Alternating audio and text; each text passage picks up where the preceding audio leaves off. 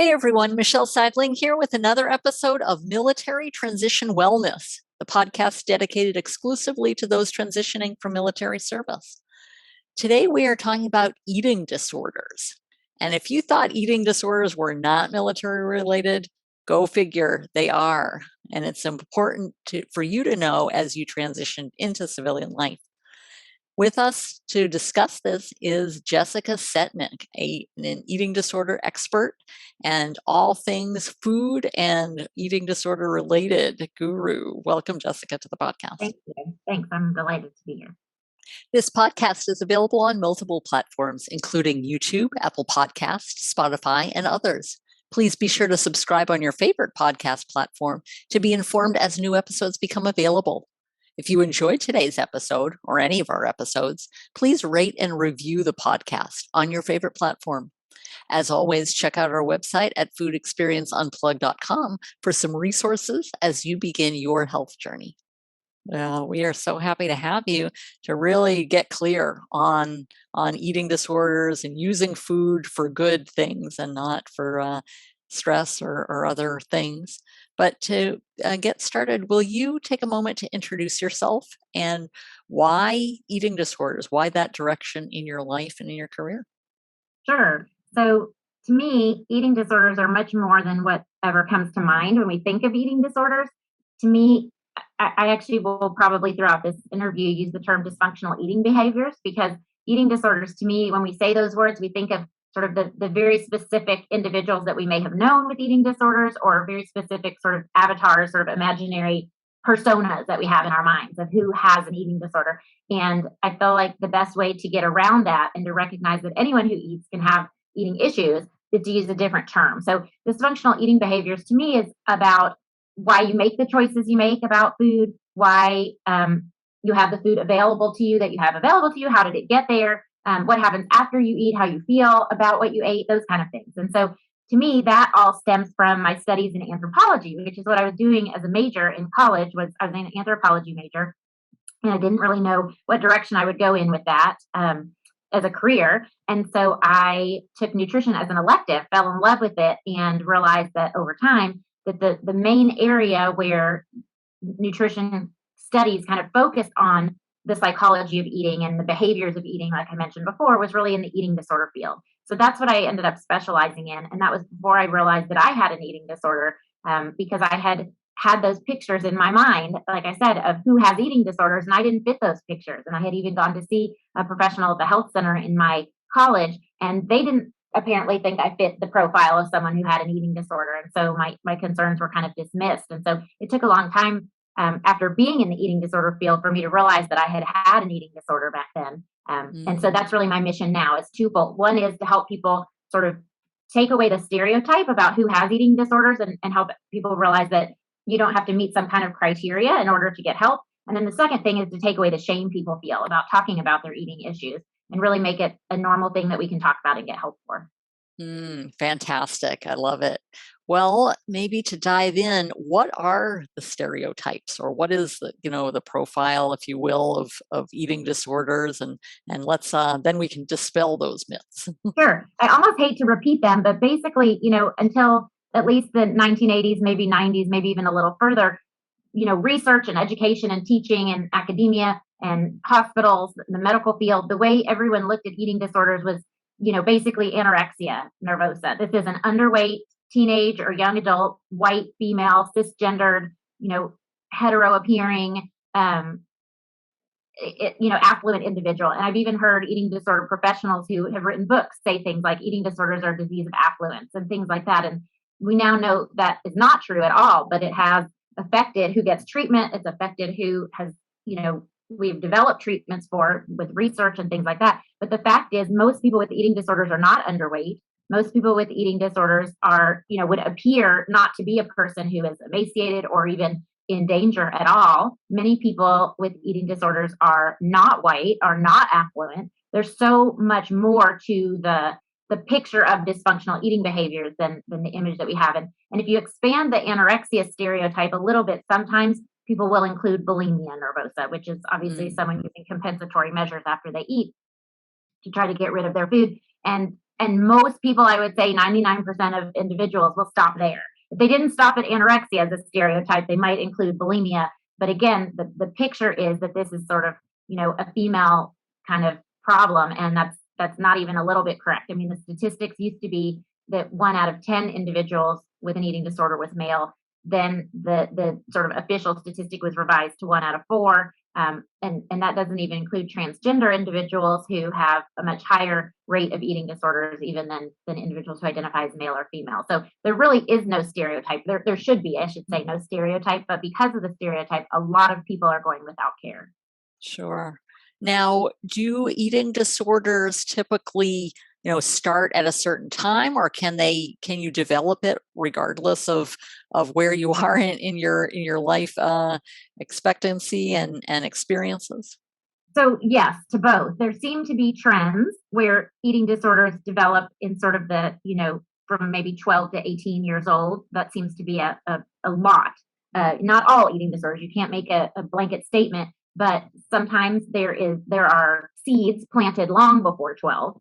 And then there is also the possibility of relapse later in life, but there's also the possibility of an eating disorder developing for the very first time later in life. And sometimes in sort of the assessment process, what we realized is there were seeds planted earlier, but it only came to the level of dysfunctional eating behaviors that were identified later in life. That's the experience I had. There were things going on with my eating before, but didn't really rise to the level of destructive until later. So all of the above, everything you said is a possibility, and especially a stressful event that involves food and a stressful event that doesn't involve food. Either one, those are both something that can, trigger an eating disorder at any time. Same with things like a closed head injury or concussion can cause an eating disorder to develop at any age. It's really not age related at all. And then I think we are seeing some eating disorders develop as a result of COVID-19, whether it's because someone has lost their sense of smell and taste, or whether it's related to the isolation and the stress of COVID, whether it's actually related to the virus of COVID. I think we'll know a lot more looking back, maybe 10 years from now. But I think that, obviously COVID can affect individuals at any age. Okay. And I'm thinking, those who are transitioning from military service, they've got, may have a lot of different factors involved in either having an eating disorder now or perhaps will in the future.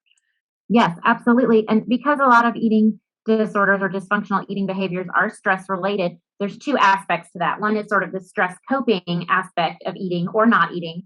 So, right, stress changes brain chemistry, and some of the things that change it back are eating, not eating, compensatory behaviors, over exercise, self harm. There's lots of things that people do that can change their brain chemistry, make it feel normal, right? Most people aren't, let's say, inducing vomiting to get high. They're doing it just to feel back to normal. And so, absolutely, the stress of the transition, all transitions are hard, in my opinion, even those we initiate, even those we desire, even those we look forward to. Transitions are hard. And if they are not expected, not desirable, and not something we have control over, I think they can be even harder. So, absolutely, there's a stress aspect there. The other stress aspect of eating issues is not necessarily using food for stress, but when something stressful happens that is related to food. And so that could be something like food insecurity. If someone is in a new situation and doesn't have the skills, let's say, to prepare meals, or if they've been, let's say, on a base where there was a different kind of opportunity for grocery shopping and now they're in a different location and they haven't got that sorted out. Different things like that can actually influence someone's ability to nourish themselves, right? So not just food insecurity financially, but also, what is sometimes called a food desert or food apartheid, not having, just if someone lives in a rural area. And my understanding is that a lot of ex-military individuals prefer a rural area. And so there may not be the ability to get all the same foods.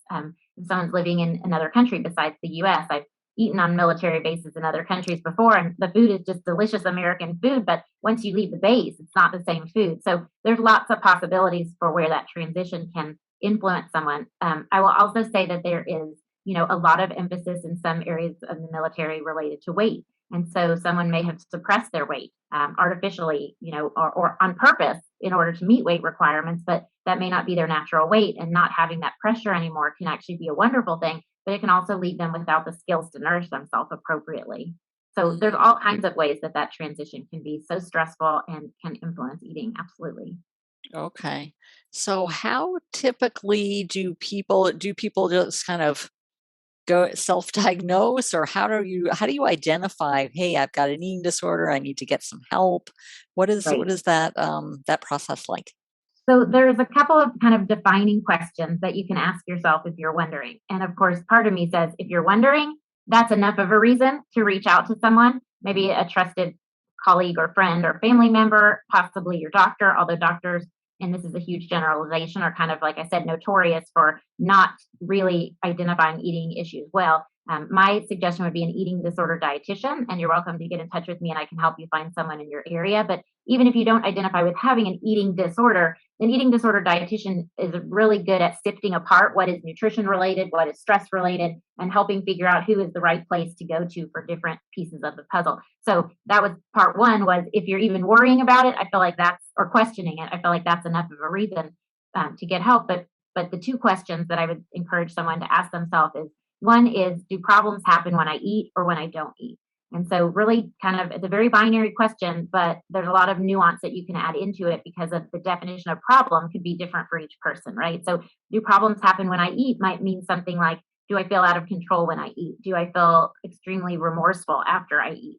Do I postpone eating because I don't like how it feels? Do I have gastric distress when I eat? Things like that, as opposed to, problems happen when I don't eat? Do I end up going too long without food and then overdoing? Do I end up going too long without food, or do I avoid food on purpose at social functions, let's say, because I'm scared I'll overdo or I don't want other people to see me eat? Which leads to my second question that I would encourage people to ask themselves, which is my eating different when I'm alone?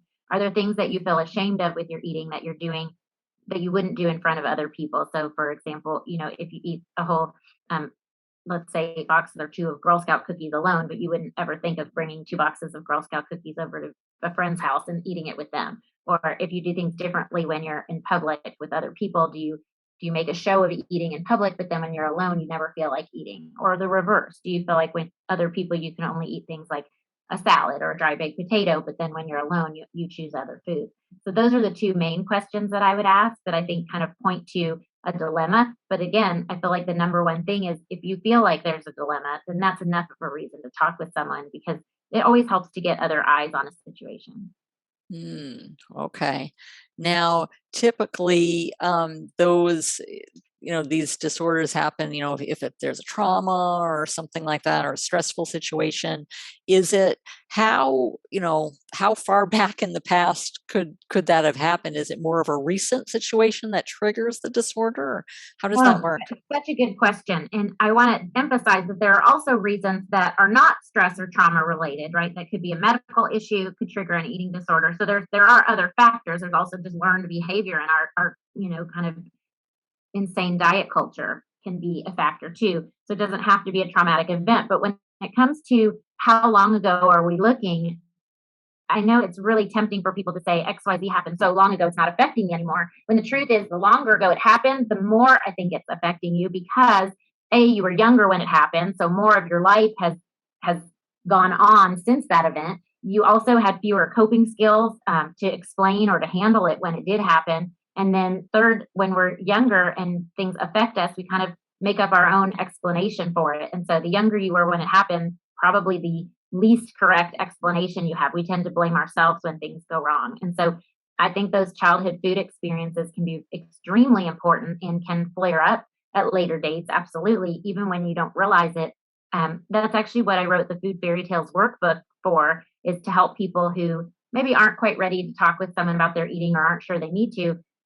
It's sort of a deep dive into the food messages and body messages that you received all throughout life, and even sometimes the things that were going on in your family, or the individuals who raised you before you were born. So I think that kind of stuff goes way back. I mean, the easiest example to refer to of sort of the way intergenerational trauma kind of passes down with our eating is that most people my age, I'm 49, have had the experience of a parent or caregiver saying, you have to eat everything on your plate. And there is no one my age, there's no one at all who isn't descended from, either as a grandparent, a parent, or great grandparent, someone who is either in a refugee situation, a food insecurity situation, a rationing situation, the Great Depression, something where it was really important that you ate what was on your plate because you really didn't know what was coming next or what you might have. And they have passed on those traits, those survival skills to us, but they're not necessarily helpful for us anymore. They're not needed for survival in many cases. And so there are many people with access to food who have enough food who are, eating everything on their plate because they feel they may not even remember why they're doing it. They just know that's the right way to do it. And it may not actually be the right thing for them at that time. So that's just one example of how things that didn't even affect you in your lifetime have been passed on. So of course, the things that actually did affect us in our own lifetimes are still affecting us. Absolutely, yes. I would say you could go back infinity to find things. You don't need to limit your quest to figure out the roots. Now, I will also say sometimes you can't find the roots. You can't figure out what was going on. Either you were too young to remember, or there's no one who remembers these things that can share them with you. You just don't know very much about your caregivers. There's so many possibilities, and so we can't always find the reason. And if we can't find the reason, that doesn't mean you can't still have healing. But I think sometimes when you have this aha moment and you realize, oh my gosh, this is related to something in my past, I feel like sometimes that frees us from the feeling of like, I just don't have willpower, or this is a bad choice I'm making. We realize, oh my gosh, this totally makes sense given these pieces of the puzzle. Sure. Wow. That's so much to unpack here. Let's see. One question I have is, so if something happened, in the childhood, for example, it could be still affecting them, during military service as they're exiting, and they may, think, oh, it was because of a combat situation, or I was in this situation, wherein the reality may be back from the past, those things. So there are a lot, it seems like there are a lot of factors involved in really getting to the heart of the eating disorder. I think that's a very true statement. And I think it's very alluring when something major happens to you to kind of hang the consequences on that. And I can use an example from my own life. My father died when I was 12. And throughout my young adulthood, I think there were a lot of things that I would say, well, that's because my dad died. I feel this way because my dad died, et cetera. It's easy to put that there. I feel lonely because my dad died.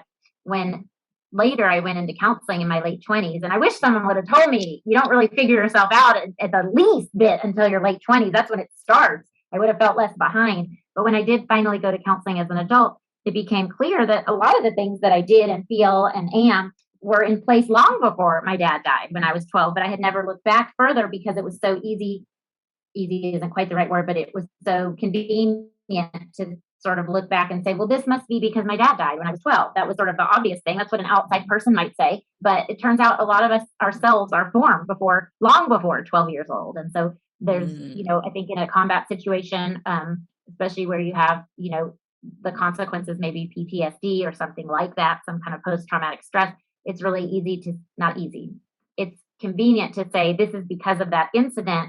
And what we do when we say that is we sort of rob ourselves of the understanding of the pieces of the puzzle of our life before that incident that played into how we reacted to that incident. And a lot of it is unconscious. And I will say that when I realized how unconscious a lot of our eating behaviors are, it kind of freaked me out, and other behaviors too. To think about, I think of that image in Men in Black where there's like a little alien in the head of a person, like kind of driving the person. And I think, oh my gosh, I'm being driven by an alien, a part of me that I'm not in conscious control of. It kind of freaked me out. And the way I sort of help myself stay calm about that is just thinking, you know what, my unconscious has my best interests at heart. It also keeps my heart beating and my lungs breathing, not even to mention my hair growing and other things without my conscious control. And so, I don't have to know everything that's going on all the time, but it is helpful to try to connect with some of that when it's influencing your eating behavior and you want to make a change. And it's also a helpful thing to keep in mind when you realize that the things that you do with food are not all driven by your conscious choices. I mean, we have been sort of sold this message that your weight is in your conscious control, your eating is in your conscious control, that you can do these things right, whatever right means in that moment. And if you don't, that's a failing in you. But really, there's so much more to it. Like you said, there's a lot to unpack. And that's why, you can sustain almost anything for a short period of time with your eating. But to actually make lasting change sustainable, it sometimes does take really figuring out what that path was that led you to where you are now. Okay. So do you have some examples of those who have, identified and really worked to overcome any disorders and what was it like for them going through that? Sure. Well, I'm glad you asked because I think it is important to share a message of hope that there is healing that is possible. One example I'm thinking of is of a a police officer. She was 55 when she came to see me. She had been going to regular physicals her whole life, and she had also been throwing up after she ate every single day since she was 13. She had gone Wow. to summer camp, lost a lot of weight, came home. It was very noticeable to friends and family. She got a lot of compliments on her weight loss. And so she sort of determined to maintain it by over exercising. She would ride her bicycle. And then at some point, when it became unsustainable, she would end up back at home secretly eating, let's say, a large bag of pretzels, and then inducing vomiting because she felt guilty about it. So fast forward to age 55. So this has been going on, if I can do the math in my head, for 42 years. And at her regular physical before she retired, her doctor said, "Your potassium is so low. We need to check you into the hospital and figure out what is going on." And she said to her Mm, doctor, "Well, if you knew I was throwing up every day, would that explain my low potassium?" And the doctor said, "Yes, that would explain it. You still need to get help. You don't need to go to the hospital, but you need to get help ASAP." And so she was referred to me, and we were able to, with the support of her doctor, managing her blood levels on an outpatient basis, figure out that, this was really a very successful, if I may use that terminology, successful coping skill because she wasn't eating enough during the day. She was doing hot yoga to burn calories, and then her body was deprived of fuel. And so when your body doesn't have enough blood glucose on board, doesn't have enough fuel, we crave simple carbs. So a giant bowl of popcorn or a giant bowl of pretzels or pretzels mixed with popcorn was the perfect solution. It actually gave her body the fuel that she needed, but then that large amount didn't sit well in her stomach. And mentally, she felt so uncomfortable with it that she would then induce vomiting. So, by being able to change her eating schedule, and additionally, she was able to, she saw a psychiatrist who diagnosed her with alexithymia, which is sort of a complicated term for not being able to identify your feelings. And I think either anxiety or depression. I'm sorry, I don't remember. So she got the appropriate treatment for that. And over time, she was able to completely stop the binging and purging behaviors. And she she continues to thrive. She doesn't see me anymore, or probably anyone else, and has really completely recovered from that pattern, basically of 42 years. So absolutely, there is hope. Another example is a gentleman who was eating, and sorry, went through a breakup of a relationship and was not eating enough and was over exercising. And through that process of working with me, was able to get back on an appropriate eating schedule, get some counseling for sort of the grief and loss related to the breakup of that relationship, and you know, eventually moved on and doesn't need any more treatment and is doing great. So absolutely, there's a lot of possibility for healing.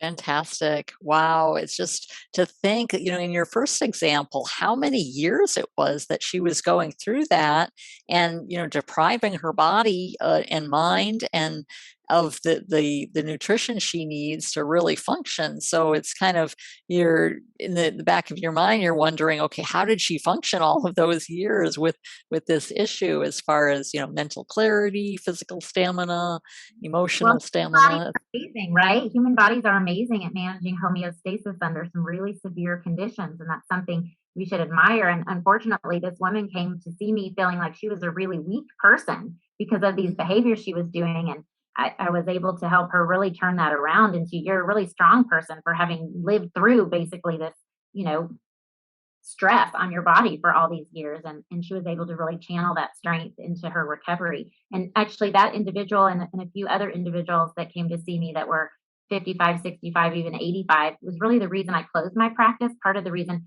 because I felt like, okay, when that individual was 13, there weren't any doctors that were looking for eating disorders, or she couldn't have gotten help at that time. But now we should be helping 13-year-olds. We should be catching these situations and helping people long before they've gone 42 years. And so that's why this is really my mission, is sort of educating people at the community level, at the primary care level, even the first responder level, so that it's really not possible. I would really like it if no one had to go 42 years again, with this Mm. kind of behavior as a shameful secret, which is really not necessary.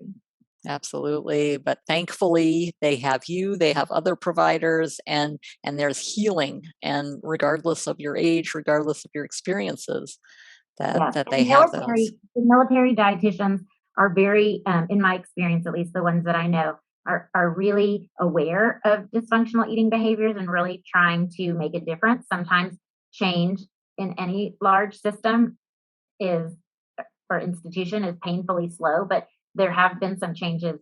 What I've seen, at least through the VA system, and then there was the SERV Act passed, which extends the ability for a military dependent family member to get eating disorder treatment beyond a certain age.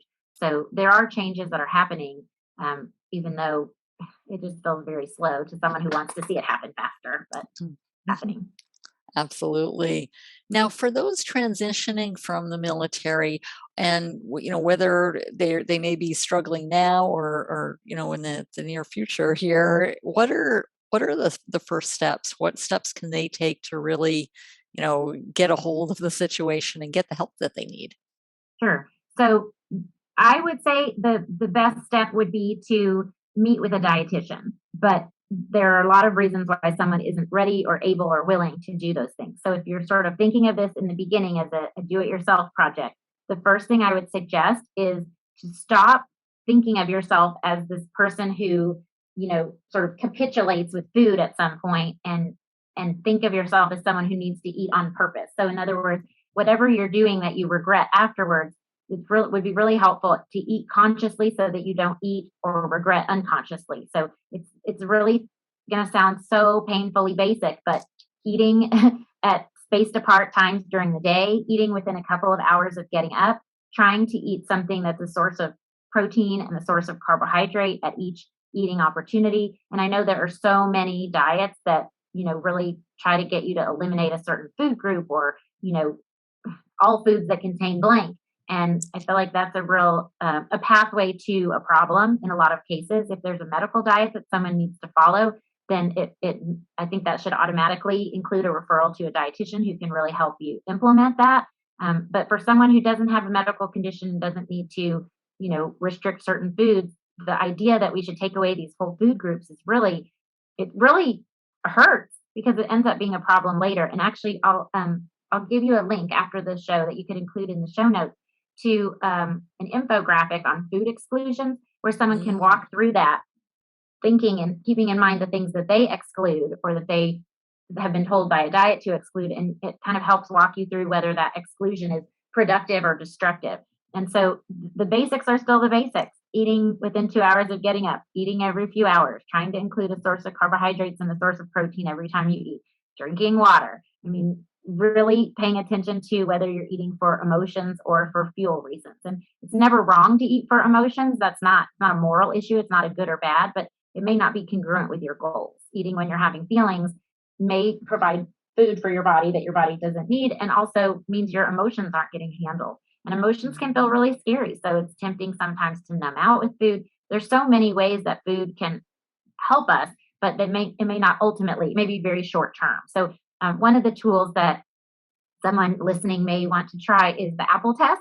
It's just a simple kind of, again, a very binary, yes or no way of determining if someone is hungry or feeling empty for another reason. And so, like I said, it's never wrong to eat when you're hungry, but it's better to know I am eating because I'm having feelings and I want to soothe them rather than fooling yourself into thinking you're eating because you're hungry. And so the Apple test is very simple. You just ask yourself, would I eat an apple right now? We can all do it right now. Would I eat an apple right now?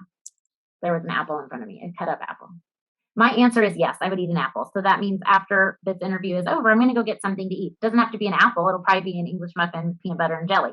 But that's the apple is sort of the let's call it a bland food, kind of plain that I would eat if I were hungry, but I probably wouldn't get excited over if I were just feeling lonely or bored. And if someone listening loves apples or hates apples, or never eat apples, don't use the Apple test. Think of it as a food that for you is kind of plain that you would eat. You can't absolutely hate it. Something you would eat, but you really wouldn't eat it for fun. You would eat it if you were hungry. So it might be the carrot stick test or the saltine cracker test. There are very few times I would eat a saltine cracker, but if I'm really famished at a restaurant and there's saltine crackers on the table, I will eat them. So it's not good for me to use the saltine cracker test because that would only identify when I'm really famished. And the apple test for me is more of a I'm lightly hungry. And so figure out a food that kind of is an easy, yes or no for you. And that can really help you to, again, it doesn't solve anything, but it can help you start to determine whether at a given time when you start thinking about food, is it appropriate to get some food? It often is. Or is it something else that might be sort of triggering a feeling of I want something, but food isn't necessarily going to fix it. Okay, so really identifying your hunger and satiety levels, and then why am I eating? I guess would be the Absolutely. next step. And one of the sort of hacks I can suggest is to think about after you eat. How are you feeling is often how you were feeling before you ate, but for whatever reason we sometimes couldn't access it. So if you feel regretful after you eat, or if you feel angry after you eat, see if you can figure out what else going on in your day or your life might be triggering those feelings. And those feelings might be appropriate to take to counseling, or they might be appropriate to take to your spouse or significant other or your best friend. The key to the whole operation, though, is to identify what those feelings are, because sometimes we need a target. So I might be angry that I ate, let's say, a whole pizza. I'm just making that up. I might be angry about that, but I need to really look at what I might have been angry about before, because that's probably what drove me to eat a whole pizza. So it's so alluring, like I said before, I use the example of my dad's death. It's so alluring to sort of hang on this peg of like, I ate this whole pizza and that's why I'm mad. But a happy, well-adjusted person isn't going to eat a whole pizza if that's going to make them mad. So there had to be something going on that sort of led to that behavior. So it's challenging to be really honest with ourselves. It seems like something that would be so easy, but it's not easy at all, because sometimes it's kind of brutal sometimes to realize we have thoughts and feelings that we may not approve of. But thoughts and feelings just exist. And if we can stop feeling so ashamed of them, we can actually look a little bit more into what they mean and what they're telling us. I love that. Really just getting to the heart of it. And then the quicker you get to the heart of it, the quicker you can get to healing and getting the help that you need. Yeah, absolutely. Wow. Well, Jessica, how can people get in contact with you? Sure. So my general website is jessica@jessicasetnick.com, and there's a contact form there that you're welcome to use. I would be happy to answer any questions or help you find a professional in your area. And if there are professionals listening that are interested in learning more, I have a workshop called Eating Disorders Boot Camp, and it's located at eatingdisordersbootcamp.com. And then I mentioned the Food Fairy Tales workbook. That's at foodfairytales.com, and I can give you a discount code for both of those that you could put in the show notes and your listeners can use. Excellent. We will include all of that in the show notes so people can access it and understand what ails them and how to get that help. Well, as we wrap up, any final words of wisdom or thoughts for those transitioning from the military regarding the eating disorders? Sure. I would say that the main thing to me is if there's anything you're feeling ashamed about with your eating, try if you can to let my words help you lift that shame, and just think of what you're doing as just behaviors. It's like anything else. It's like, do you tie your right shoe first or your left shoe first? Do you eat an appropriate amount, or do you overdo, or do you avoid? It's just behavior. So try if you can to take away the shame, whether that means you write it down and throw it away or tell a friend. But even if you do nothing, just in your own mind, just stop thinking of yourself as the failure and think of your behaviors as just sort of like leaves floating down a river. Oh, there's that behavior again, because taking away the shame is the very first step in being able to look at something and hopefully change it if you want to. I love that. Jessica, thank you so much for being on the podcast today. You've been a wealth of knowledge and really eye-opening to understand the extent of eating disorders, but also to understand the power as you get the help that you need. So thank you so much.